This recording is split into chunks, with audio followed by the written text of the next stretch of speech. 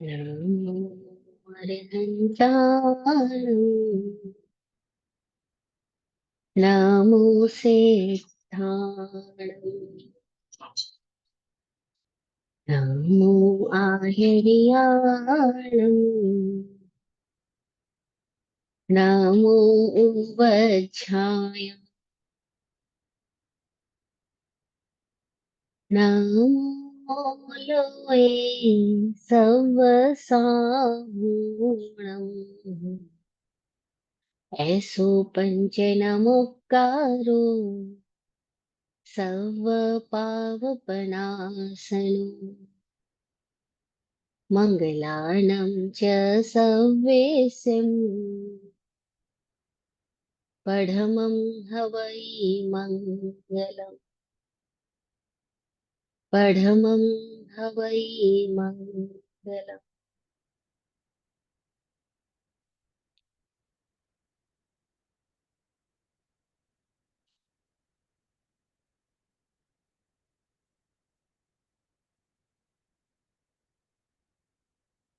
चरम तीर्थंकर समण भगवान महावीर स्वामी को भावमय वंदन नमन। चतुर्वेद तीर्थ को प्रणाम। बोधि प्रदाता आत्मज्ञानी पूज्य विराट गुरु जी और स्वामी विकास जी को सतत प्रणाम। तत्वार्थाधिगम सूत्र के रचयिता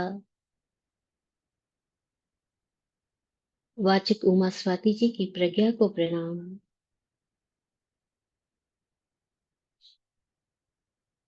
सतत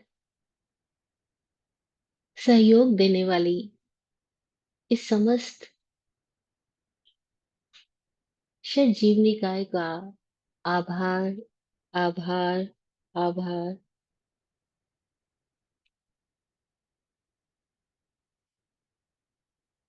ओम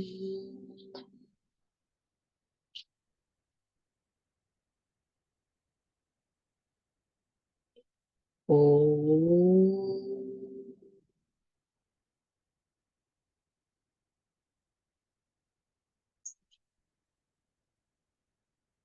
ओम।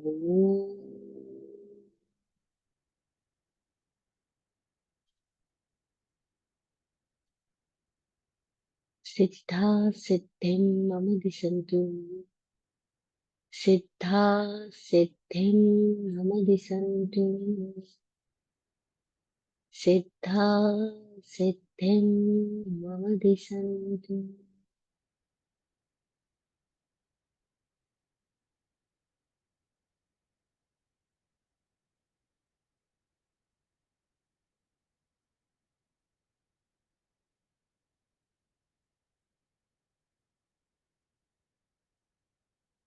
हम सब पिछले कई सारे सेशंस में विग्रह गति के विज्ञान के बारे में समझ रहे थे। विग्रह गति के हमने जो परंपरागत अर्थ है उसके सिवाय और भी कई सारे आयामों से इन सारे सूत्रों के बारे में बात की। आज हम उसके अगले स्टेप पे जाएंगे और ये चैप्टर बड़ा मजेदार है। हर एक सूत्र नेक्स्ट स्टेप की बात कर रहा है और सब कुछ जीव विज्ञान के बारे में बात कर रहा है। जीव क्या है, उसका स्वरूप क्या है, वो कितने भेदों से समझा जा सकता है, कितनी अपेक्षाओं से, कितने द्वारों से, कितने डायमेंशन से हम उस जीव के बारे में जान सकते हैं। ये सारी बात हम कई सारे सेशंस में कर रहे हैं। आज जो नया चैप्टर है, इसी सेकंड चैप्टर का ही जो नया सूत्र है, वो नया टॉपिक है। वो है कि जब जीव ने विग्रह गति की, एक शरीर छोड़ा और दूसरे शरीर में उसने जन्म लिया, तो वो जो जन्म लिया, वो जन्म क्या सभी जीवों का एक सरीका होता है या अलग अलग होता है?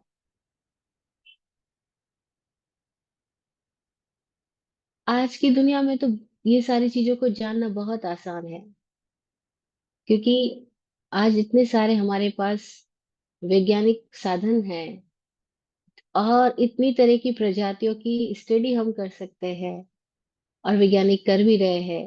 कीट पतंगे कैसे पैदा होते हैं, मॉमल्स कैसे पैदा होते हैं, जानवर कितने तरह के अलग अलग, उन सब का जन्म कैसा होता है, मनुष्य का जन्म कैसे होता है।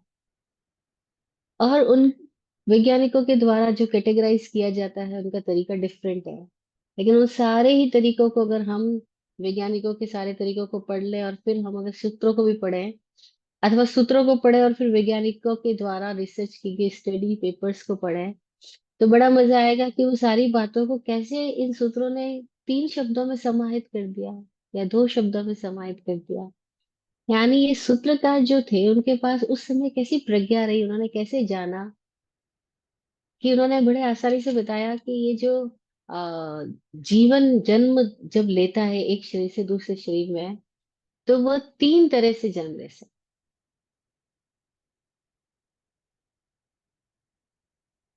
सूत्र ये है, समुच्चन गर्भोपपाता जन्म, समुच्चनम गर्भोपपाता जन्म। ये 32 नंबर का सूत्र सेकंड चैप्टर का कह रहा है कि समुच्चनम, गर्भ और उपपात, 3 प्रकार से जन्म होता है। समुच्चम जन्म, गर्भज जन्म और औपपातिक जन्म।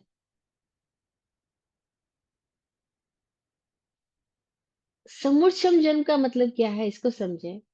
क्योंकि इस पूरी सृष्टि में जितने भी तरह के प्राणी हैं, उनमें ज्यादातर प्राणी वे हैं जो कि अभी विकास की स्थिति में पूर्ण विकसित नहीं हुए हैं, बहुत कम विकसित हुए हैं। उनको हम, जिनके पास मन नहीं आया अभी तक, जिन्होंने अभी तक मनोलब्धि अपने में प्रकट नहीं करी, उनको हमने असंगी प्राणी कहा। और वे जितने भी असंगी प्राणी हैं, उनको हम फिर से विस्तार से देखें तो वो एक इंद्रिय, बेंद्रिय, तेंद्रिय, चतुरेंद्रिय और असंगी पंचेंद्रिय तक अमनस्क जीव जितने भी है, जिनके पास अभी मन पैदा नहीं हो पाया है, वे सारे जीवों का जो जन्म है वो समूर्छनम जन्म कहलाता है।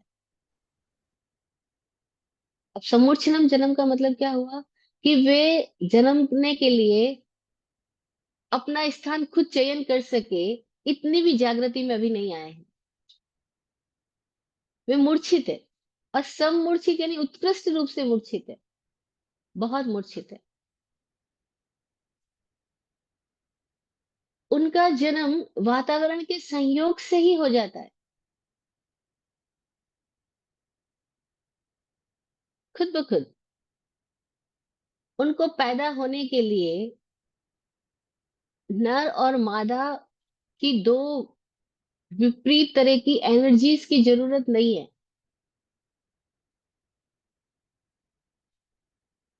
तो वो कैसे पैदा होते हैं?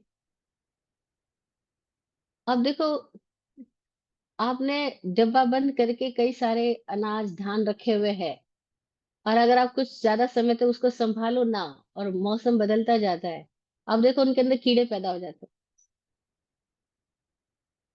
यहाँ तक कि आपने संदूकों में कपड़े रखे हुए हैं, कपड़े तक को कीड़े लग जाएंगे। और वो कीड़े कहाँ से आए वहां पे? डब्बा बंद था, तो कीड़े मकोड़े वहां पे कैसे पहुंच गए, कैसे अंदर पैदा हो गए, कैसे चलने वाले रेंगने वाले छोटे छोटे प्राणी पैदा हो गए? यानी उनको पैदा होने के लिए केवल वातावरण ही सहायक बन गया, और वो वहां जन्म ले लेते हैं। आप बेड पे सो रहे हो, लेकिन आपने बेड की ध्यान नहीं रखा, केयरिंग नहीं करी, तो पता ही नहीं चलेगा कब आपके बेड की लकड़ी में घुन पैदा हो गया, अंदर ही अंदर लकड़ी खोखली हो गई। बारिश आई और इतने सारे मच्छर आ गए, मेंढक पैदा हो गए इतने सारे, और बारिश चले जाने पर वो मेंढक भी पता नहीं कहाँ गायब हो जाते। कुछ देर बाद में वो भी खत्म। तो इस कायनात में जन्म लेने की प्रक्रिया बहुत थोड़े लोगों ने ऐसी पाई है जो कि अपने संकल्प बल से, अपनी जागृति से अपने लिए कोई गर्भ चुने, कोई स्थान चुने, उनको गर्भज जन्म कहा। अदरवाइज तो जितने भी अमनस्क जीव है, जिन्होंने अभी मनोलब्धि प्राप्त नहीं की है, उन सबका जो जन्म है वो सम्मूर्छनम जन्म है।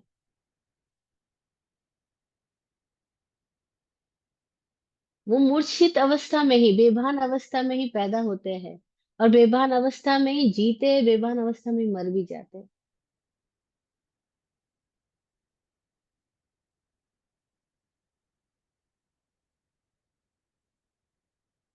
अधिकांश लोगों के भीतर ऐसी मान्यता होती है कि हमारा जन्म हमारे हाथ में थोड़ी है।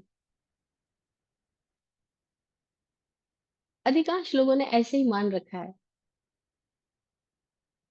कि जन्म हो गया, क्यों हुआ पता नहीं, कहाँ से आए पता नहीं। क्या हमारे हाथ में हमारा जन्म, हमारा जीवन, हमारा पैदा होना?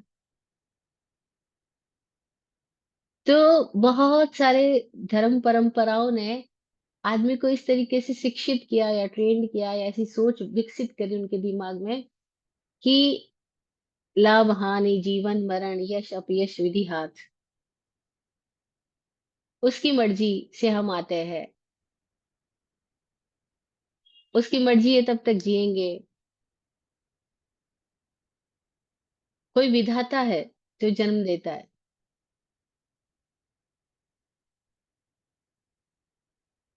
किसी और ने ये शरीर रचा। इस तरह से किसी और की कल्पना बहुत ज्यादा हमारे भीतर भर दी गई है। लेकिन क्या आर्हत दर्शन भी ऐसा ही कहता है?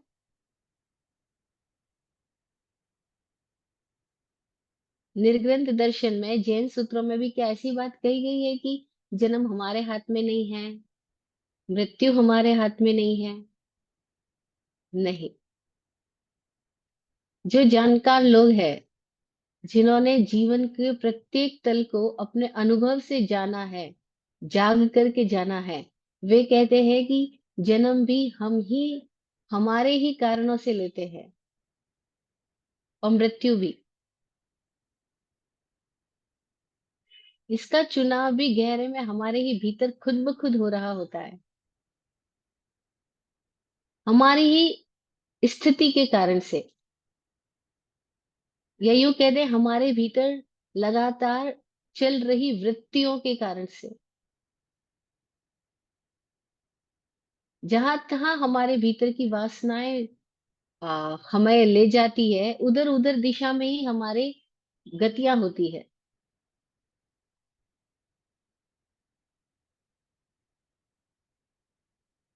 थोड़ा जागरूक होकर देखने वालों ने क्या कहा कि बेहोशी में तो जन्म बहुत होता है, सम्मूर्छनम जन्म बहुत होता है। कोई प्राणी ऐसे भी है जो अपने भीतर की मनोलब्धि को प्राप्त कर चुके, मन को डेवलप कर पाए और उनके भीतर में कोई संकल्प भी डेवलप हो पाए, तो उन्होंने अपने लिए गर्भ का चुनाव स्वयं किया। उनका जन्म गर्भज जन्म है।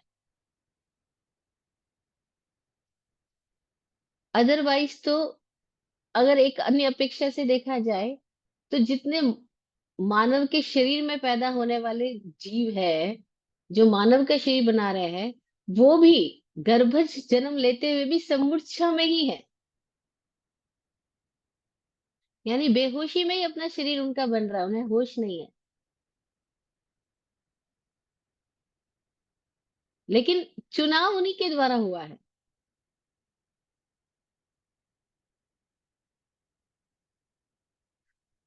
इसीलिए कितनी जगह पर जैन सूत्रों में ये उल्लेख आता है कि जीव अपर्याप्त अवस्था तक तो असंगी ही है। इसलिए पैदा होने की स्थितियों में भी अपर्याप्तता को असंगी बताया, पर्याप्त होने पर संगी बताया। अपर्याप्त और पर्याप्त का क्या मतलब हुआ कि पैदा होने के लिए हमने जो स्थितियां ग्रहण करी, जो चारों ओर से हमने अपने लिए मैटर्स इकट्ठे किए, उन सबको इकट्ठे करने में भी हमारी बेहोशी ही ज्यादा रही। एग्जाम्पल से ऐसे समझ सकते हैं, जैसे अभी हम सांस ले रहे हैं, लेकिन कितने लोग हैं जो अपनी श्वास के प्रति सावधान है कि हाँ हम ले रहे हैं। हम नहीं भी सावधान है फिर भी श्वास तो ले ही रहे हैं। श्वास आ रही है, श्वास जा रही है।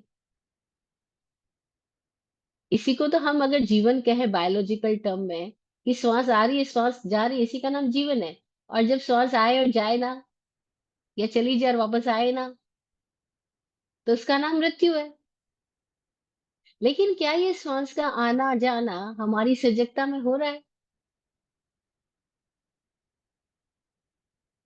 कोई थोड़े लोग, शायद अंगुलियों पे गिने जा सके इतने ही लोग ऐसे होंगे इस अस्तित्व में अभी भी, जिनका कि श्वास आना श्वास जाना भी उनके होश में हो रहा है। अदरवाइज तो सब मूर्छा में ही है, बेभानी है, बेहोशी है। मूर्छित है यानी जैसे शराब पी करके आदमी नशे में आने के बाद में कैसा हो जाता है, उसे अपना भान नहीं रहता कि वो क्या है, वो कहाँ है। ऐसे ही हम पूरी जिंदगी ऐसे जीते हैं कि हमें अपना ही भान नहीं होता कि हम है कहाँ।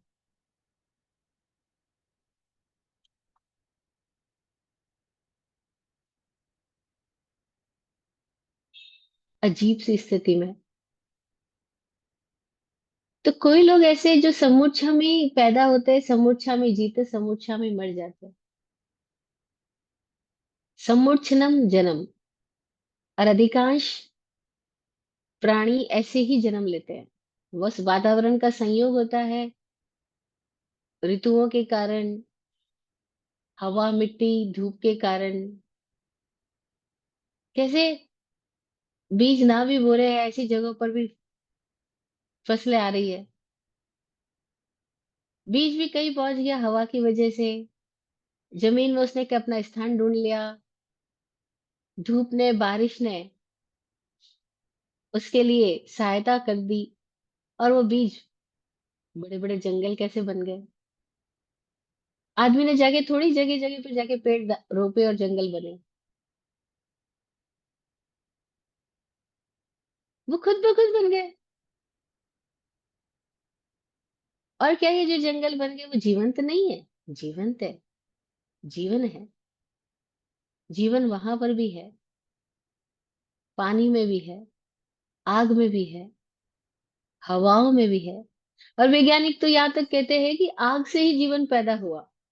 सबसे पहले इस धरती पे लावा फूटा, और फिर वह लावा ही धीरे धीरे पिघल करके धरती का रूप लेता गया, और फिर उसी में से अलग अलग तरीके के प्राणी पैदा होते गए। वो कहते जीवन की शुरुआत अग्नि तत्व से है, लावा से है। अब अलग अलग तरीके की रिसर्च होगी इसमें, लेकिन सारी ही बातों को उन लोगों ने अपने अनुभव से, अपने ध्यान में, अपने आप को ही पूरा अस्तित्व में होते हुए जब देखा, तब उन लोगों ने बताया कि हाँ, जन्म विविध तरह का है। लेकिन अगर हम तीन भागों में समझे तो समुच्चनम, गर्भज और औपपातिक। समुच्चनम सबसे ज्यादा है,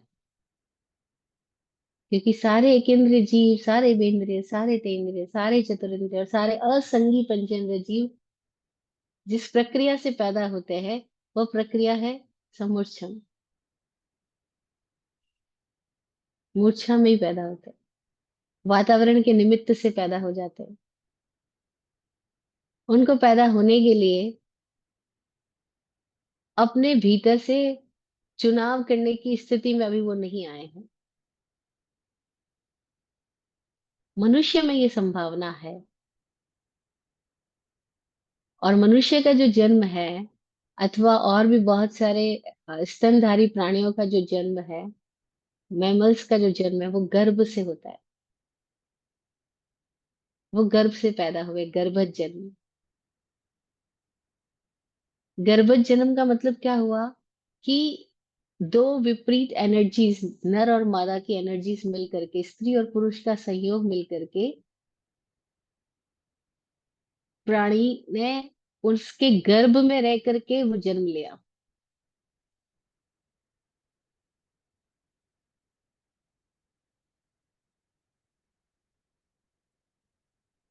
कोई गहरी अपने लिए भरण पोषण की स्थिति को प्राप्त किया। गर्भज, ग, र, भ और ज शब्द भी ऐसे ही नहीं चुने उन लोगों ने। हर एक अक्षर के साथ में कोई एक अर्थ प्रकट हो रहा है। ग गति है, ग गहराई है, र उसमें से पास थ्रू होना है, उसमें रमण करना है। भ भरना है, भरण पोषण है। भ अंधेरे में चले जाना, भूमिगत हो जाना है। और ज जन्म को कहते हैं, जनन, ज। तो कैसे इस जीव ने अपने लिए ऐसा स्थान चुना। मनुष्य का बच्चा 9 महीने तक बोलते हैं माँ के पेट में रहता है। अब कितना विचित्र बात है, माँ कॉन्शियसली मनुष्य के बच्चे के लिए कोई उसका हाथ नहीं रच रही, पैर नहीं रच रही, आंखें नहीं चुन रही, नाक नहीं चुन रही, कि उसकी हाइट हेल्थ नहीं चुन रही, कि उसका लड़की होना या लड़का होना नहीं चुन रही है। माँ कॉन्शियसली कुछ भी नहीं बना रही है, लेकिन माँ के भीतर का स्थिति का सहयोग लेकर के उस जीव ने अपने को वैसा बना लिया। उसमें उसने माँ को भी लिया, पिता को भी लिया, और फिर दोनों से नहीं लिया, खुद से भी कुछ लिया, खुद से ही कुछ डाला भी। और कैसे वो, ना पिता ने कुछ, ना माँ ने कुछ उसके अंदर कुछ रचना करी है, लेकिन कैसे उसने उन दोनों में से भी ग्रहण कर लिया, और खुद से भी कैसे कैसे अपने एक नई स्थिति को डेवलप कर लिया। देखो, हैरानी की बात नहीं है?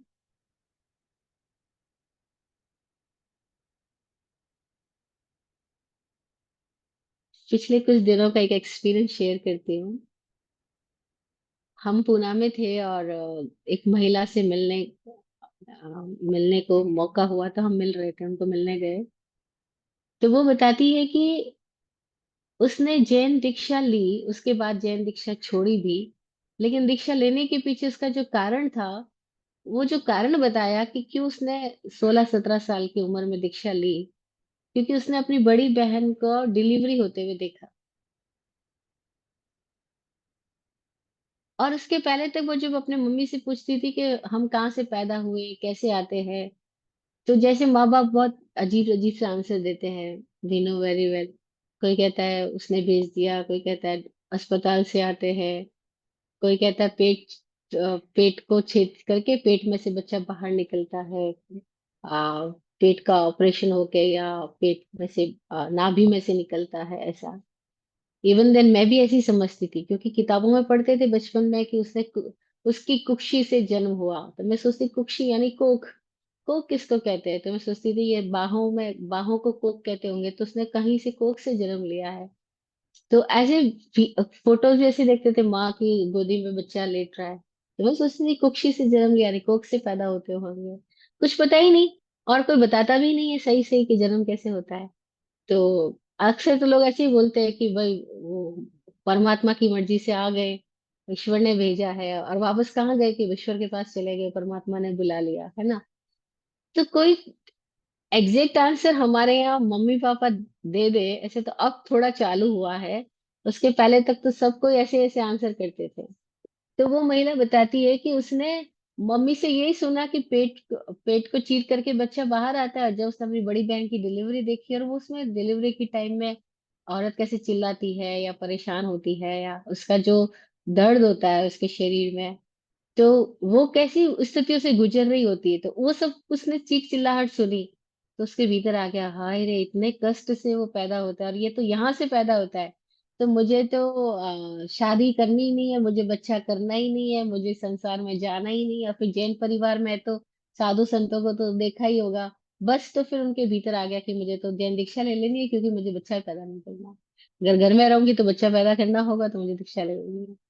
और वो कहते हैं कि मेरा बहुत बड़ा भ्रम ऐसा हुआ कि मम्मी ने सही से क्यों नहीं बताया। बड़ा खेद हुआ। और वो 14-15 साल 16 साल की उम्र में वैसे ही भावनात्मक आवेग आते हैं, जब भी सामने ऐसे कोई निमित्त आते हैं तो। अब उसको इस तरीके के आवेग आए कि मुझे संसार में नहीं जाना, शादी नहीं करनी है। तो बोलते दीक्षा ले ली, और केवल इस कारण से।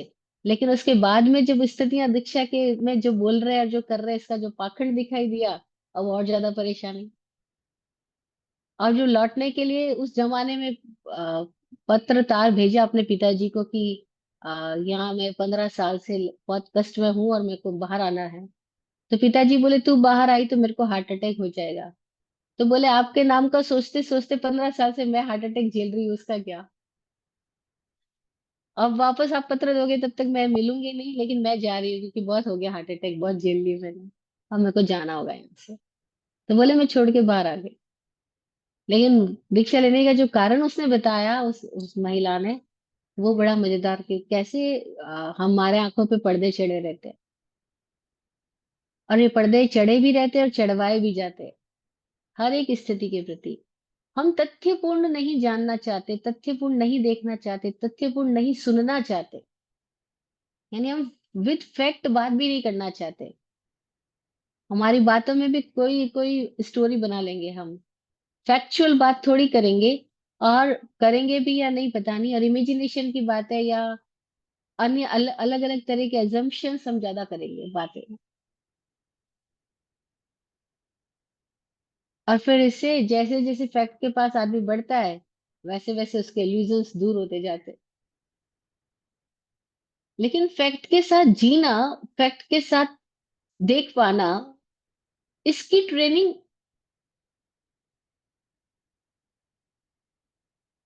इसकी ट्रेनिंग ही नहीं होती हमारे। बहुत थोड़े लोग हैं जो फैक्चुअल बात करते हैं, फैक्चुअल ही देखना चाहते हैं, देखने के लिए अपने आप को तैयार रखते हैं। और कहते हैं कि मैं कोई भी इल्यूजन बीच में लाए बिना, कोई भी नाम, कोई भी पर्दा, कोई भी अपेक्षा बीच में लाए बिना एज इट इज देखूंगा। उसको सम्यक दर्शन बोला। सम्यक का मतलब क्या था कि अब वो कोई भी अपेक्षा बीच में नहीं लाएगा, ना पक्ष की ना विपक्ष की।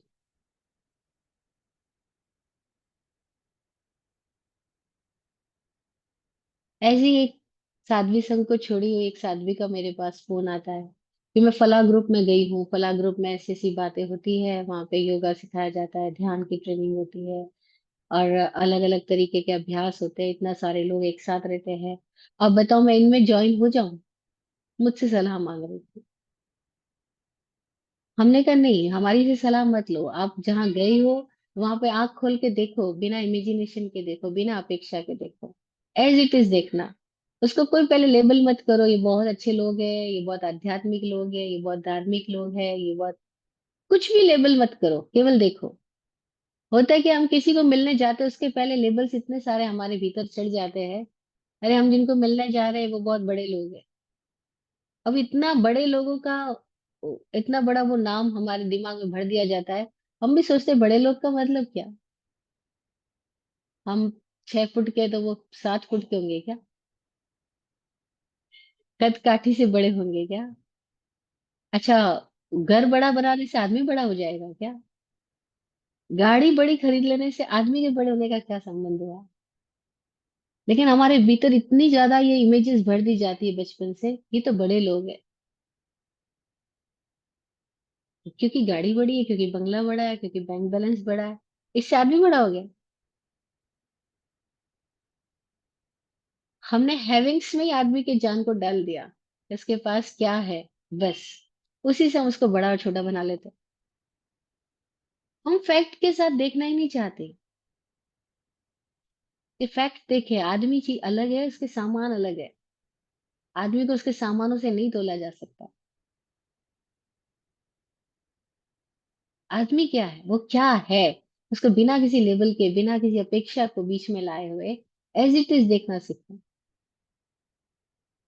तो जो एज़ इट इज़ देख पाए, वे खोज में पहुँच पाए, वे तथ्य को जान पाए, वे उघाड़ पाए इन बातों को। उनके भीतर से ऐसी सूत्रों की बातें निकली कि समुच्चन गर्भोपपाता जन्म। मूर्छा में है, प्रकृति पूरी मूर्छित है। पूरी प्रकृति, पृथ्वी, पानी, अग्नि, वायु, वनस्पति, कीट, पतंगे,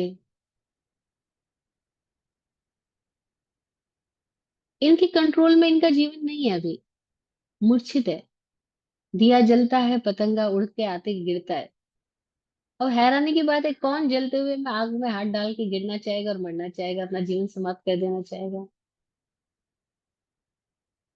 लेकिन कीट पतंगे पहुंचेंगे और उस जलती हुई लौ के बीच में अपना प्राण भी फूंक देंगे। क्यों?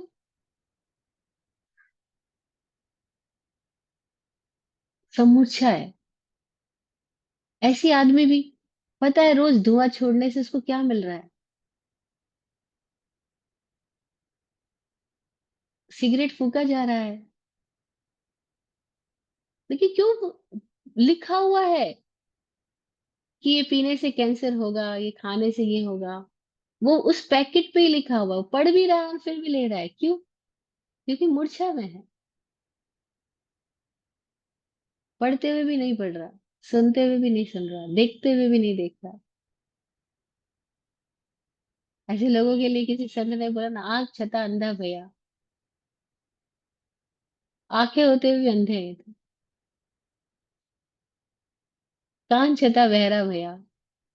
कान होते हुए भी बहरे हैं, सुन ही नहीं रहे।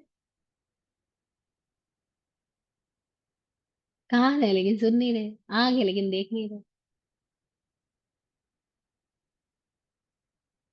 तो मोस्ट ऑफ अस लाइक समुच्चम, अनकॉन्शियस, बेभान। तो हम बात कर रहे हैं कि फैक्ट को जाने, तथ्य क्या है उसको जाने, उसके साथ जिए। तो समुच्चम जन्म बताया, जो पूरी प्रकृति में चल ही रहा है। मूर्छा में पैदा भी हो गए, मूर्छा में जिए, मूर्छा में मर भी गए। और उनकी मूर्छा इतनी गहरी है कि उन्हें ना जन्म का पता ना मृत्यु का। एक सांस आई और गई, इतने में कई सारे प्राणी ऐसे हैं जो सैकड़ों बार पैदा होकर मर चुके होते हैं। हैरानी की बात है, लेकिन इन तथ्यों को भी जैन सूत्रों के अंदर लिखा है कि कितनी तरह के प्राणी ऐसे हैं जो कितनी बार जन्म मरण एक सांसोश्वास में ले लेते हैं। हमारे लिए तो एक श्वासोश्वास ही हुआ, एक श्वास आई और गई, उतने में तो वो 17 बार पैदा होके मर गए, कोई 70 बार पैदा होके मर गया। अरे ऐसा कैसे? लेकिन ऐसा ही हो रहा है। जैसे हमें नहीं पता 24 घंटे में हम सांस कितनी बार लेते हैं, कितनी बार छोड़ते हैं। 24 घंटा चलो छोड़ दो, 1 घंटे का भी नहीं पता हमको, हमारे आधे घंटे का भी नहीं पता। क्यों? क्योंकि हम हम अपनी स्थितियों में कितनी सारी प्रक्रियाओं के प्रति एकदम बेहोश होके चलते हैं। मुंह में खाना डाला वो पता है, लेकिन वो कैसे शरीर में गया, कैसे पचा, कैसे उसने अपने लिए अंगोपांग का निर्माण किया, कैसे वो खाना रक्त बना, मांस बना, मज्जा बना, वीर्य बना, हमें कुछ भी नहीं पता। और हो कहाँ रहा है सब कुछ? स्वामी जी कहते हैं हमें ये नहीं पता कि कब हमारे भीतर में ये ऑक्सीजन जाती है, कार्बन डाइऑक्साइड में कौन सी जगह पे जाके तब्दील हो जाती है, और किस वजह से वापस ऑक्सीजन कार्बन डाइऑक्साइड में तब्दील होकर बाहर निकल जाती है और फिर से नई ऑक्सीजन को खींच लेती है। ये हो कैसे रहा है? ये चमत्कार हो तो हमारे भीतर रहा है कि हवा अपनी प्रकृति बदल रही है, एक जीवन दे रही है, और एक अगर बनी रहे तो मृत्यु है। लेकिन ये हो रहा है लगातार, लेकिन हमें कुछ भी नहीं पता हो कैसे रहा है। इसका मतलब क्या हुआ कि समुर्छा में हम सब भी। यही मूर्छा गहरी होती है, पूरी टाइम गहरी होती जाती है। और हर तल पे तो बस जन्म कैसे होगा, समुच्चम जन्म होगा।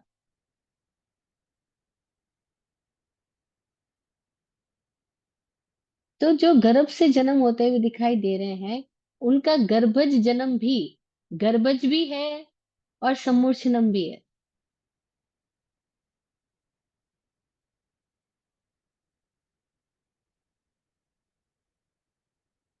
क्योंकि गर्भ में तो पैदा हो रहे हैं, लेकिन होश में नहीं है। क्या ऐसी भी संभावना है कि होश पूर्वक अपने लिए गर्भ का चुनाव किया जाए?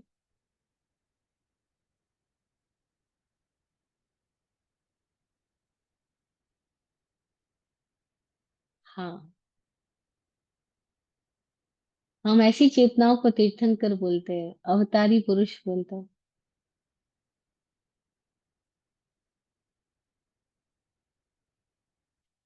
ऐसे कोई सिद्ध लोग, सिद्ध पुरुष होते हैं, कोई जागृत चेतनाएं होती है,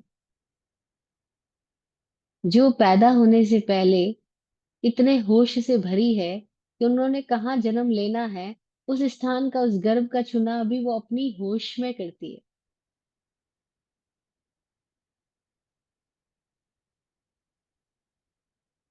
इसको आज हम अपनी एक्सपीरियंस में देखें कि कितने स्टूडेंट्स हैं जो अपने लिए कॉलेज में जब जाना होता है तो पूरे होश पूर्वक अपने कॉलेज का सिलेक्शन करते हैं। कौन सी कॉलेज में जाना है, कौन सी यूनिवर्सिटी में दाखिला लेना है, उसके लिए क्या क्या योग्यताएं चाहिएगी, क्या क्या एग्जाम देने होंगे, वो सारा कुछ स्टडी करते हैं, एग्जाम्स देते हैं और फिर अपने स्कोर्स लेकर के ऐसी कॉलेज में, ऐसी यूनिवर्सिटी में एंट्री लेते हैं। यहाँ ये बातें हमें समझ में आ रही है ना? लेकिन आज से कुछ सालों पहले हम पीछे जाएं तो हमारा स्कूल से कॉलेज में हम चले जाते थे, लेकिन हमने कॉलेज का चुनाव नहीं किया होता था। हमें पता था सिटी के अंदर एक ही कॉलेज है, उसी में जाना है। जहाँ हम रह रहे उसके नजदीक में एक ही कॉलेज पढ़ते, एक ही यूनिवर्सिटी होती है, बस हमको वही जाना। उसके आगे कभी हमारे भीतर आया ही नहीं कि हम एक गांव में रहते हुए, हम जयपुर में रहते हुए अभी लंदन में यूनिवर्सिटी में एडमिशन ले सकते हैं या अमेरिका में ले सकते हैं। आज से कितने सालों पीछे जाए तो बहुत सारे लोगों के भीतर ये पता ही नहीं था ऐसा पॉसिबल भी है क्या। उनको एक ही पता था हमारे गांव में जो कॉलेज हमको वहीं जाना है बस, है ना? तो ऐसे ही हमें पता ही नहीं है कि क्या हम अपना जन्म भी खुद चुन सकते हैं क्या। ओशो एक जगह बताते हैं अपना अनुभव साझा करते हुए कि एक जीवन से दूसरे जीवन में आने में 700 वर्ष उनको वेट करना पड़ा, क्योंकि उनको जैसे माता पिता चाहिए थे वैसे माता पिता उनको मिल नहीं गए। और कहते हैं कि मैं इस, जानबूझ करके मैं इस परिवार में पैदा हुआ। जो अपने माता पिता जिनके बारे में वो बताते हैं, ये कोई आर्थिक रूप से बहुत संपन्न नहीं थे, ना कोई समाज में इनका कोई बड़ा प्रभुत्व हो ऐसा था, लेकिन इन दोनों के बीच में कोई गहरा तालमेल था, माता और पिता के बीच में कोई गहरे प्रेम की दशा में वो जी रहे थे। और मुझे अपने लिए जो स्थान चुनना था वो ऐसा स्थान चुनना था जहां एक दूसरे में परस्पर बहुत गहराई से प्रेम हो, तालमेल हो, जहां ऐसी ऐसी विलक्षणता हो, सादगी हो, सच्चाई हो। तो मैंने ऐसा गर्व की प्रतीक्षा करी कि जहाँ सादगी हो, सच्चाई हो, प्रेम हो, तालमेल हो। एक अद्भुत स्थिति का मैंने आह्वान किया, वेट किया, और जब वो स्थिति मिली तब मैं वहां पर जन्म लेना आया। मतलब ओशो अपनी पिछली जन्म की अवस्था में इतनी सजगता की स्थिति को उपलब्ध हुए थे कि उन्होंने अपना ये जन्म भी पूरा जागृति से चुना। ऐसे को हम बोलते हैं गर्भज जन्म हुआ, ये जागृत रूप से जन्म हुआ। ऐसे महावीर पहले बताते हैं, बुद्ध पहले बताते हैं कि मैंने चुनाव किया ऐसी महिला का, और इसके लिए मुझे प्रतीक्षा करनी पड़ी, और मैं जानता हूँ मैं जिस महिला में जाऊंगा उसको भी पता लगेगा कि मैं आया हूँ। तो उसके लिए मैंने संकेत दिए कि मैं जब आऊंगा तो ऐसे ऐसे सपने आएंगे।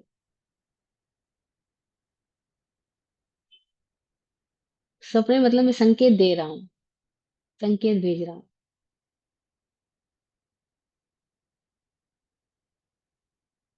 और वे माताएं भी, वो लोग भी, ऐसे माता पिता भी जागृत थे।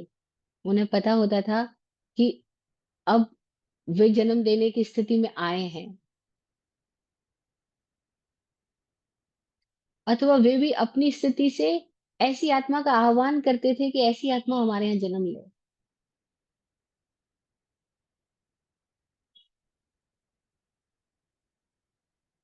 वे जागृति पूर्वक अपने लिए संतान का चुनाव भी कर सकते हैं।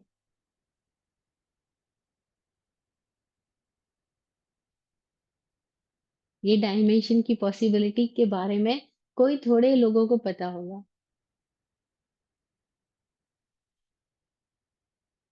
कि हम मर के कहाँ जाएंगे वो भी हमारा चुनाव है, हो सकता है। और हमारे कोख से पैदा कौन हो, हमारे घर में कौन सी संतान आएगी, वो भी हमारे भीतर भी स्थिति में आ सकता है कि वैसी संतान हमारे घर में आए। अब आज की इस वैज्ञानिकों की तरीके से बात करें, तो वो कह रहे हैं कि it is possible to change DNA also. It is possible कि आप अपने कैसी बच्चा चाहते हो, आप वैसे जीन्स को, वैसे आ, आ, पुरुष के अंश को आप अपने भीतर ले सकते हो। आप खुद ही जन्म लेने से पहले डिसाइड कर सकते हो। बड़ी मजेदार जोक ओशो करते एक जगह पर, कि प्रयोगशाला में आदमी पहुंचा, बोला मेरे को बच्चा पैदा करना है, तो आप बताओ ये वैज्ञानिक किस तरह के जीन्स लेके जाने चाहिए। वैज्ञानिक के हैं, पॉलिटिक्स के हैं, और एक नॉर्मल व्यक्ति के हैं। तो वो प्रयोगशाला वाला बोल रहा है कि वैज्ञानिक के आप जीन्स लेके जाना चाहते हो तो आपको 1 लाख रुपया देना होगा। नॉर्मल आदमी के लेना चाहते हो आपको 50,000 रुपये देना होगा। लेकिन पॉलिटिक्स के लेके जाना चाहते हो तो आपको 50 लाख देना होगा। तो आदमी पूछता है ऐसे कैसे, पॉलिटिक्स के 50 लाख ऐसे के, इसके इतने ज्यादा क्यों बता रहे हैं। तो बोलते हैं कि वैज्ञानिक के पास बुद्धि होती है, आम आदमी के पास में बुद्धि थोड़ी होती है। और पॉलिटिक्स के पास में बिल्कुल भी बुद्धि नहीं होती है। तो आपको किस तरीके की चीज लेके जाना है, आप देखो। क्योंकि बिना बुद्धि वाले होते हैं, इनका कोई ज्यादा यूज ही नहीं होता है बुद्धि। तो बुद्धि यूज नहीं है, अनयूज्ड बुद्धि है इनके पास में, तो इसलिए इसका कॉस्ट हमने ज्यादा रखा है।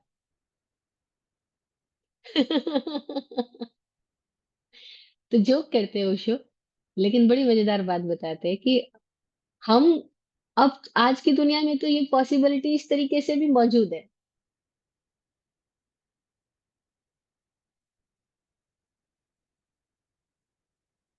जरूरी नहीं है कि पर्टिकुलर स्त्री पर्टिकुलर पुरुष के संयोग से ही पैदा बच्चा होगा। कोई इसके अपने भीतर में अलग अलग तरीके की स्थितियों को भी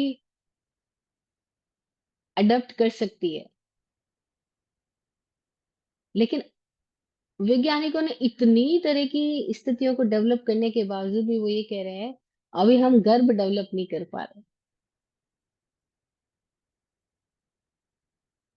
सीमंस को वो कलेक्ट करके रख सकते हैं, वो अलग अलग तरीके के जीन्स को कैसे प्रोजेक्ट करना है वो कर सकते हैं। लेकिन वो कह रहे हैं हम गर्भ डेवलप नहीं कर पाएंगे।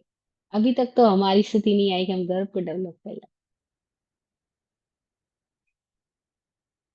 आने वाले टाइम में मे भी, क्योंकि भौतिक विज्ञान जितनी तेजी से प्रगति कर रहा है, तो कुछ कह नहीं सकते। क्या पता मशीनों में ही जीवन पैदा होने लग जाए। और एक अपेक्षा से तो है भी, कोई एक लेवल तक तो उन मशीनों में भी उन्होंने प्राण भरे ही है। चाहे वो उसको आज आर्टिफिशियल इंटेलिजेंस कह रहे हैं, ऑल्दो उसमें आर्टिफिशियल इंटेलिजेंस में इंटेलिजेंस जैसा कुछ भी नहीं होता। क्योंकि इंटेलिजेंस उसको कहते हैं जो मेमोरी के बियॉन्ड हो। इसमें तो खाली मेमोरी प्रोग्राम्ड होते हैं, और मेमोरी प्रोग्राम से वो सारी मशीनें काम करती है। रोबोट्स काम करते हैं, एआई से, जिसको हम बोल रहे हैं। और अगर हम आदमी को देखें तो आदमी कैसे काम कर रहा है? बड़ी समानताएं हैं। आदमी भी सब मेमोरी प्रोग्राम से काम करता है। हमारे भीतर भी मेमोरी प्रोग्राम्स चल रहे हैं लगातार, और मेमोरी ही फीड की जा रही है। 20-22 साल तक कॉलेज यूनिवर्सिटी में पढ़ते हुए, 24 साल तक पढ़ते हुए हमने क्या किया?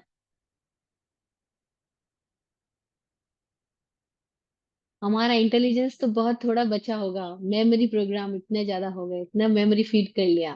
फिर वो मेमोरी से ही हम चलते हैं, मेमोरी से ही सोचते हैं, मेमोरी से ही देखते हैं। प्रॉब्लम तो सामने नहीं है, पर आंसर हमारे पास में पुराने हैं, जो मेमोरी में फिट फिट कर दिए गए हैं। और हम समझते नहीं, धार्मिक होने के नाते फिर भी हमारे दिमागों में इतनी बातें हैं, खाली शास्त्र शास्त्र सूत्र सूत्र भर दिए जाते हैं कि हम एक्चुअल जीवन को तो नहीं देखते। शास्त्रों में क्या लिखा है बस वैसे ही देखते हैं। ये क्या हुआ? मेमोरी प्रोग्राम फिट हुआ है। और आदमी आदमी नहीं रहा है, आदमी भी मशीन हो गया है। एआई जिसको बोल रहे हैं, अभी आई बोलना तो गड़बड़ है, लेकिन फिर भी यही बोला जा रहा है, आर्टिफिशियल इंटेलिजेंस। इसका मतलब क्या हुआ? कि हमारे भीतर कुछ फीड कर दिया गया और हम उसके अकॉर्डिंग चल रहे हैं। We are under control by our memory. और धार्मिक जगत में क्या सिखाया जा रहा है? ना केवल धार्मिक जगत में, इट्स अबाउट एवरीवेयर। लेकिन यहाँ पर भी जो साधु बन रहे हैं, उनके दिमागों में पूरी टाइम पर शास्त्र भर दिए जाते हैं। वो शास्त्र की आंख से देखे, शास्त्र की आंख से चले, लेकिन शास्त्र जागे, अपनी आंख तो जागी नहीं है उनकी। अब अंधों को चश्मा पहनाने से क्या होगा, जरा सोचो? क्या अंधा देखने लग जाएगा? लेकिन इतनी गहराई तक हमारी भीतरी मान्यता घुस गई है कि शास्त्रों में क्या लिखा है उसको देख के चलो। शास्त्रों में जीवन नहीं लिखा है। शास्त्रों से जीवन आ नहीं सकता है, जीवन से शास्त्र आ सकते हैं, पर शास्त्रों से जीवन नहीं आ सकता है। और ये जितने शास्त्र, जितने सूत्र आए, वो किसी जीवंत चेतना से निकले हैं। और हमने क्या किया? अपनी चेतना को, अपनी अपनी जीवंतता को जगाने की बजाय हमने शास्त्रों को ओढ़ लिया, पहन लिया, शास्त्र फीड कर लिया अपने भीतर में। और अब हम मेमोरी प्रोग्राम से चलना चाह रहे हैं। और हमारा जो इंटेलिजेंस है, लगातार हम खुद ही दबाए जा रहे हैं। कभी धर्म के नाम पर, कभी समाज के नाम पर, कभी सभ्यता के नाम पर, रिवाजों के नाम पर। हमारे भीतर पूरी जिंदगी का अगर हम थोड़ा सा विश्लेषण करें तो पता लगेगा, हम सबको हर तरीके से मूर्छित होने के इंजेक्शन दिए जा रहे हैं। शराब ही पिलाई जा रही है। शास्त्रों की शराब, धर्म की शराब, समाज की शराब। इतने नामों के पीछे हमारी जो असलियत है, उसको हम दबाते जाते, दबाते जाते, दबाते जाते हैं। तो पूरी जिंदगी जो समूर्छा में जी रहा है, वो पैदा भी तो समूर्छा में होगा और मरेगा भी समूर्छा में।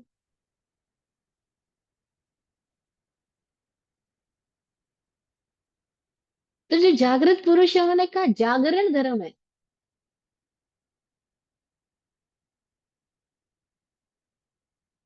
सुप्ता अमुनि सया मुनिनो संयम जागरंती।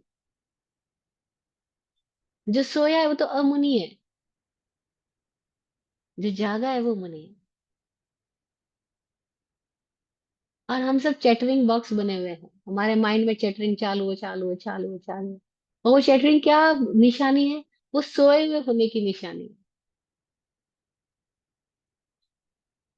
कि मूर्छित है हम सब, सोए हुए हैं, इसीलिए चैटर बॉक्स बने हुए हैं।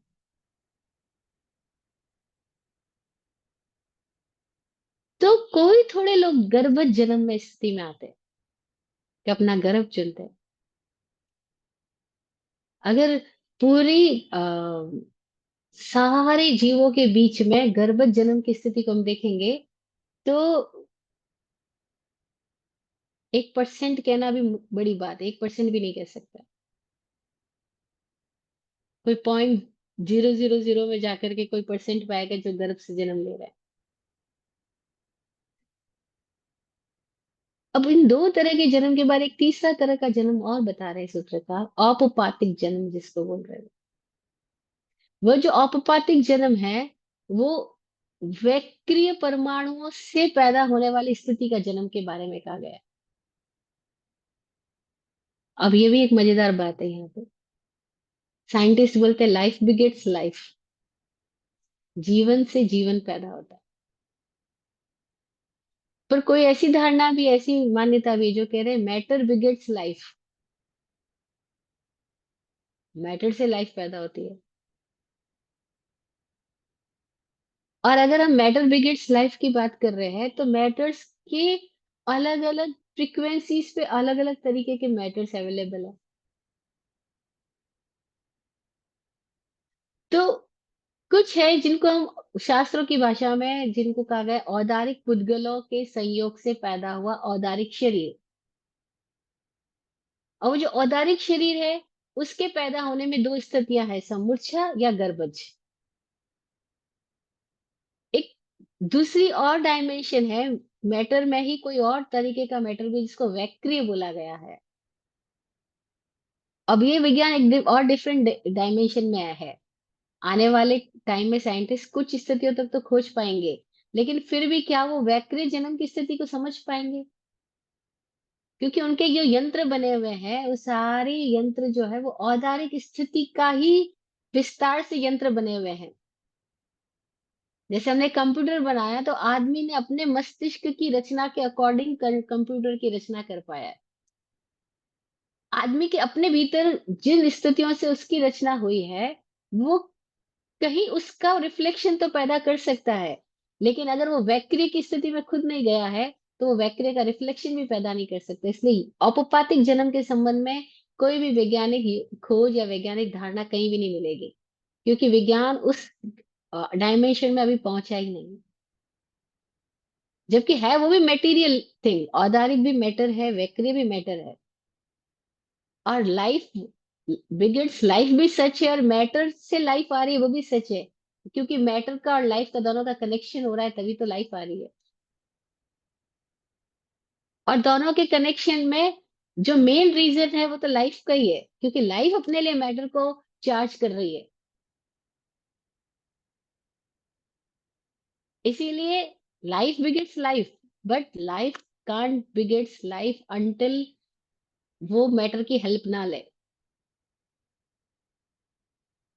तो अब कोई औदारिक से औदारिक में पैदा हो रहा है दिखाई दे रही बात, लेकिन कोई ऐसे हैं जो औदारिक से निकले लेकिन औदारिक से पैदा नहीं होंगे, वो वैक्रिय परमाणुओं का संबंध लेकर के वैक्रिय सृष्टि की रचना कर रहे हैं।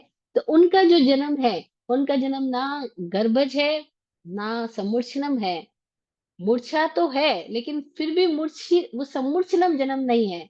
उनका जन्म वैक्रिय जन्म होने की वजह से उनको औपपातिक जन्म कहा गया है। औपपातिक का मतलब हुआ कि, अब एग्जाम्पल से समझाते हैं, कुछ लोग जिन्होंने जाना है कि जैसे हमने तेल में कढ़ाई जलते हुए तेल के अंदर, उबलते हुए तेल के अंदर हमने कैसे एक छोटा सा रोटी का गोला ऐसे करके बेल करके डाला और वो एकदम से फूल गया। उसको फूलने में कितना टाइम लगा, अभी हमने डाला और वो फूल गया। ऐसे ही कोई जन्म प्रकृति में ऐसे हो रहे हैं कि बस जीव यहाँ से तो हटा और वैक्रिय स्थितियों में उसने ग्रहण किया और ग्रहण करते ही वो फूल करके बड़ा हो गया। तो वहां पे बचपना नहीं है, वहां पे डायरेक्ट आदमी को जैसा रोटी का गोला कैसे फूला और पूड़ी बन गया, बस ऐसे ही वहां पर औपपातिक जन्म होता है कि वो एक उस स्थिति में जाते हैं। अब उन्होंने नाम दिया शैया, पर शैया का मतलब वो शैया नहीं समझना जैसे हमारे यहाँ पर हम शैया पलंग को समझ रहे हैं। वहां बोल रहे हैं कि वो बस शैया पर जाते हैं और एकदम जवान होके बाहर निकल जाते हैं, या नरक की स्थिति में जा रहे हैं या स्वर्ग की स्थिति में जा रहे हैं। दोनों में ही उनका जो जन्म है वो औदारिक जन्म ना होकर के वैक्रिय जन्म हो रहा है। और वो वैक्रिय जन्म ना गर्भ से हो रहा है ना समूर्छनम हो रहा है, वो औपपातिक जन्म हो रहा है, बस गिरा और पैदा हुआ, उपपात हो गया। पानी का बबूला फूट गया, उपपातिक जन्म हो गया। अब उस जन्म को हम समझ पाएंगे? बिल्कुल नहीं, क्योंकि अभी हमारे पास में वैसी क्षमता डेवलप नहीं की हमने। तो खाली हम किताबों से जो सुना है, जो पढ़ा है और जो उन लोगों ने लिखा है या उन लोगों ने कहा है, उनकी बातों के आधार पर ये बात कर रहे हैं कि समुच्चनम जन्म होता है, गर्भज जन्म होता है और औपपातिक जन्म भी होता है। और औपपातिक जन्म नारकी और देवताओं का होता है। उन वहाँ माता पिता की आवश्यकता नहीं है पैदा होने के लिए, नर मादा की आवश्यकता नहीं है। ना वो वातावरण के संयोग से पैदा हो रहा है, वो किसी और डायमेंशन में, किसी और अपेक्षा से उनका जन्म होता है। और वहां पे जैसे ही वो पैदा होते हैं, अब उनका शरीर और मन एक ही होता है। अब हमारे यहाँ बड़ी विचित्र बात है, हमारे यहाँ मन और शरीर दो एक अलग अलग डायमेंशन है। हम मन से जो सोचते हैं वो तन पर उतरने में उसको टाइम लगता है। खाली मन के जैसे हमको भूख लगी है, हम सोचे कि मन में लड्डू की कल्पना कर और पेट भर जाए, भर जाएगा क्या? झूठी भूख है तो शायद भर भी जाए, लेकिन असली भूख लगी है तो किसी कल्पना से हमारा पेट नहीं भरेगा, नहीं भरेगा ना। लेकिन कोई एक स्थिति ऐसी भी है इस अस्तित्व में जहां केवल वो कल्पना करते हैं और उनका पेट भर जाता है। उनका सोचना और उनका शरीर एक ही होता है। इसीलिए अगर हमने अपने भीतर बहुत सारे नेगेटिव सोचने की आदत डाल रखी है, तो बस हमारा सोचना और हमारा शरीर वैसे ही हो जाएगा उस रिल्म में जाने पर। तो वहां हमने आग सोचा तो हम आग आग को फील करने लगेंगे, या हम आग सोचना अलग है और आग को फील करना हमारे लिए अलग होगा। या हमारे तन और मन में फर्क है कि वहां एक अलग ऐसी संरचना है जहां विचारना मतलब कल्पना और शरीर एक ही चीज होती है। इसीलिए कल्पना के साथ शरीर बदलता रहता है। इसने उसको बोला वेग क्रिय, विविध क्रियाओं वाला। वही विविध, बहुत तरह तरह की क्रियाओं वाला वैक्रिय शरीर है। और बड़ी अलग तरह की घटना है कि हमारे यहाँ शरीर जब पेट भरता है तो एक जो तृप्ति होती है, तो हमें पता है भूख का भी एहसास है, तृप्ति का भी एहसास है, क्योंकि इस दोनों के बीच में गैप है जिसमें हमको पता लगता है भूख क्या होती है, तृप्ति क्या होती है। वहां पे चूंकि गैप नहीं है, इसलिए उनको भूख और तृप्ति का अलग अलग एहसास नहीं होता है। और चूंकि वहां अलग अलग एहसास नहीं है, इसीलिए वह एक अलग तरीके की प्रज्ञा के जागरण की संभावना नहीं है, वैसी स्टिमुलेशन नहीं है। इसीलिए उनकी चेतना और नेक्स्ट लेवल पे डायमेंशन में जागृत होने के लिए, बढ़ने के लिए, विकसित होने के लिए वहां पे पॉसिबिलिटी नहीं पाती है। तो उस लोक की विचित्रताएं हैं, उस लोक की यानी जीवन के उस स्वरूप की, उस तरीके में बड़ी विचित्रताएं हैं कि जिस चीज की चाहत पैदा हुई वो पूरी हुई। सूत्र बोलते हैं देवानाम वांछा, देवता वांछा करते और हो गया खत्म बस। जैसे वांछा की महिला को हक करने की इच्छा पैदा हुई और हक हो गया, खत्म हो गई बात, कोई गैप नहीं है। अब मध्य में अंतर नहीं है, मध्यांतर नहीं है। इसीलिए उनके भीतर में अलग तरीके का इंटेलिजेंस डेवलप हो, ऐसी पॉसिबिलिटी नहीं है।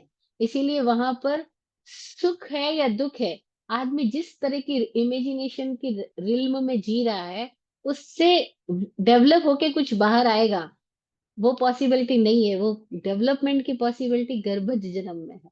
इसीलिए जो गर्भ से जन्म ले रहे हैं वो जन्म मरण की प्रक्रिया से मुक्त भी हो सकते हैं, लेकिन जो सम्मूर्छनम जन्म ले रहे हैं या जो अवपातिक जन्म ले रहे हैं, वो इस जन्म मरण की प्रक्रिया के पूरे विज्ञान को जान करके इससे मुक्त हो सके, ये संभावना में नहीं है।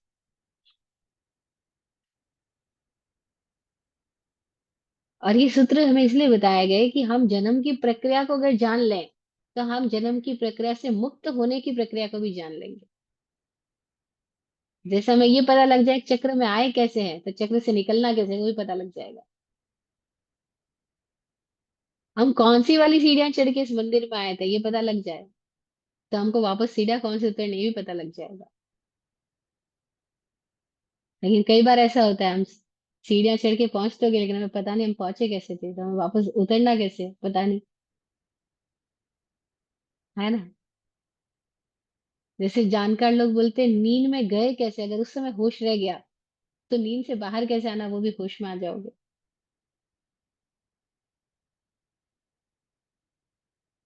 तो जन्म का विज्ञान समझने का अर्थ यह है कि हम जन्म से मुक्त हो सकते हैं इस विज्ञान को जान करके। लेकिन कौन मुक्त हो सकता है?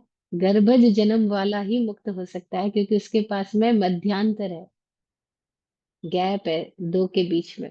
मन और शरीर के बीच में गैप है, तो वो अपने मन और शरीर के गैप का उपयोग करके इस मन और शरीर दोनों के पार जा सकता है, बियॉन्ड हो सकता है। लेकिन जहाँ मनो शरीर हो गया, वहां उसके लिए बियॉन्ड होना मुश्किल होगा। इसलिए औपपातिक जन्म वाला मुक्त नहीं हो सकता, ना देवता मुक्त हो सकता है, ना नारकी मुक्त हो सकता है, ना वो प्रज्ञावान हो सकता है।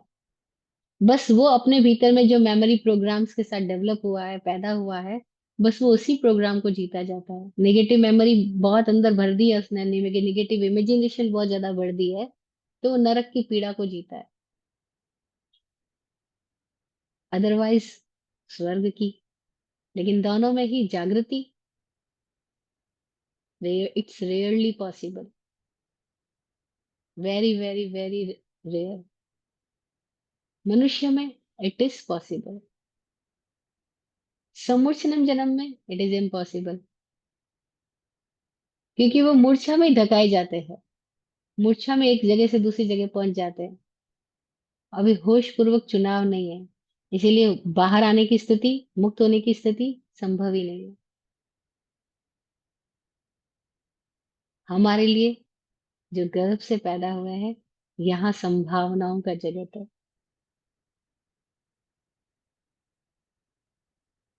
विराट संभावनाएं हैं कि हम विराट हो जाएं। और विराट होने के लिए यार एक भी सूत्र हम अपने जीवन में जोड़ लें कि मैं तथ्य में देखूंगा, फैक्ट को जीऊंगा, फैक्ट को देखूंगा, फैक्ट के साथ गति करूंगा। What is fact? कोई इमेजिनेशन में ना जाऊं, या एक भी सूत्र को अपना लें, तो पॉसिबिलिटी है कि हमारी आंखें खुल जाए, फिर आंख छता अंधा ना भय, जाग जाए। जो जागा उसका जीवन सफल हुआ है। और मूर्छित है वो तो चक्रव्यूह में ही है, बाहर नहीं आया। तो हम जागे, इसके लिए सारे सूत्र है। हम कोई भी अपेक्षा से जाग जाएं, क्योंकि किसके भीतर किस तरीके की जिज्ञासा भरी है और कौन सी बात उसके लिए ट्रिगर पॉइंट बन जाएगी, ये नहीं कहा जा सकता। इसीलिए इतने सारे डायमेंशन से एक ही बात को बार बार कहा जाता है कि ना जाने कौन सा डायमेंशन किसको छुएगा। तो आज हमने जन्म के डायमेंशन से बात करी। फिर और भी है, जन्म हो रहा है तो जन्म कैसे, किस स्थान से जन्म होता है, उस स्थान का विज्ञान नेक्स्ट सूत्र में आएगा, जो हम नेक्स्ट सेशन में बात करेंगे। आज इतना है। सबके लिए गुरु जी की दुआ पढ़ती हूँ। आप फूलो फलो, हो जिंदगी मखमल मुलायम। आप फूलो फलो, हो जिंदगी मखमल मुलायम। आपकी हर खुशी पे है हमारी जान सदके। दुआ करते हैं चुपचाप दिल की थाप से हम। दुआ करते हैं चुपचाप दिल की थाप से हम। रहे जाते नवाजे हर घड़ी अरमान सबके। अमन और चैन से गुजरे आपका वक्त सारा। अमन और चैन से गुजरे आपका वक्त सारा। रुख पे खिलती रहे यूं रूह की मुस्कान खुल के। रुख पे खिलती रहे यूं रूह की मुस्कान खुल के। जय हो, जय हो, जय हो। सबका कल्याण हो।